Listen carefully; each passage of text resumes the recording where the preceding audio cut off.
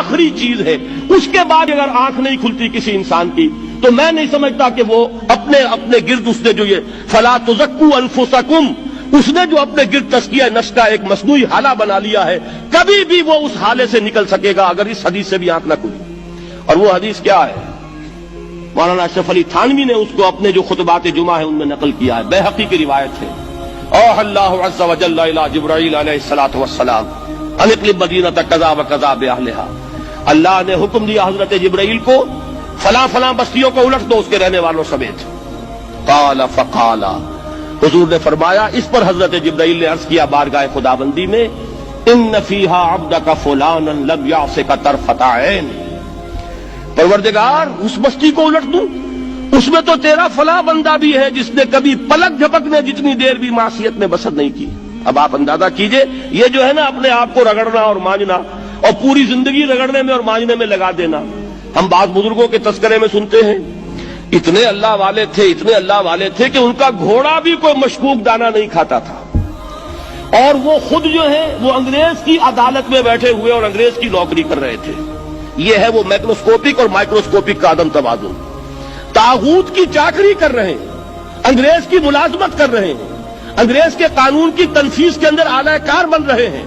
لیکن ذاتی تقوی اور ذاتی نیکی اور ذاتی للہیت جو ہے اس کا معیار یہ ہے کہ ان کا گھوڑا بھی مشکوک چارہ اور مشکوک کھانا نہیں کھا سکتا۔ یہ ہے وہ عدم توازن، اس کو نوٹ کیجئے گا، جس کو کہ اس حدیث میں محمد رسول اللہ صلی اللہ علیہ وسلم نے واضح کر دیا کہ حضرت جبرائیل عرض کرتے ہیں کہ اللہ فلاں بستی کو الٹ دوں، اس میں تو تیرا فلاں بندہ بھی ہے جس نے پلک جھپکنے جتنی دیر بھی معصیت میں بسر نہیں کی۔ ذاتی نیکی کا اب اس سے اونچا کوئی مقام کوئی شخص مجھے اگر بتا سکے تو میں اس کا مرید ہو جاؤں گا۔ اس سے اونچا کوئی مقام ہوگا کہ آنکھ جھپکنے جتنی دیر بھی کسی نے معصیت میں بسر نہیں کی، ذاتی نیکی کی معراج۔ لیکن حکم کیا ہوا بارگاہ خداوندی سے؟ قال فقال، حضور نے فرمایا،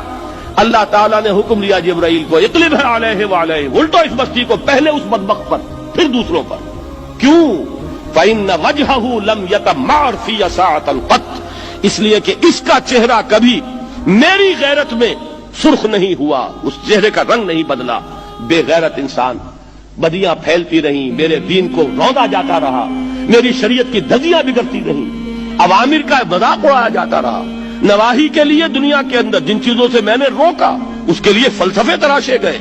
اور یہ لگا رہا مست رکھو ذکر و فکر صبح گاہی میں اسے، یہ سوائے ذاتی اپنے اس اصلاح کے اور ذاتی تقوی کے اور ذاتی نیکی کے اور ذاتی عبادت گزاری کے یہ میدان میں نہیں آیا، اس کا خون نہیں کھولا کبھی، اس کے چہرے کا رنگ متغیر نہیں ہوا، لہذا یہ دوہرا مجرم ہے۔ یہ ہے وہ تصور جو یہاں پر نوٹ کیجئے۔ ہاں، اس کے یہ معنی بھی نہیں ہے کہ نماز بھی نہیں پڑھ رہے، روزہ بھی نہیں رکھ رہے، اقامت دین کے کارکن ہیں، فرض نماز آ گئی ہے وہ چلی جا رہی ہے، جماعت کا کوئی اہتمام نہیں ہے۔ اب یہ دو انتہائیں ہیں، ایک انتہا یہ کہ وہ تزکیہ نفس جو ہے اسی میں وہ رگڑنے اور مانجنے کا عمل جاری ہے، ایک یہ کہ اس کا سرے سے کوئی تعلق ہی نہیں، اپنی ذات سے بحث ہی نہیں۔ وہ کیفیت وہ ہو گئی ہے جو یہود کی آئی ہے قرآن مجید میں کہ تامرون الناس بالبر وتنسون انفسکم وانتم تتلون الکتاب، کیا تم لوگوں کو نیکی کا حکم دیتے اور اپنے آپ کو بھول جاتے؟ یہ دوسری انتہا ہے۔ پھر وہی بات عرض کروں گا، وہی بال سے زیادہ باریک اور تلوار کی دھار سے زیادہ تیز راستہ ہے جس پہ چلنا ہوگا، کہ نہ یہ ہو کہ وہ مبالغہ ہو رہا ہو، اپنی ذاتی اصلاح میں تو مبالغہ کی حد تک آگے جا رہے ہیں، اور دوسرے یہ کہ اپنے دین کی تبلیغ و اشاعت، اقامت دین کی جد و جہد، اس کا کھانا ہی نہیں کھولا زندگی میں،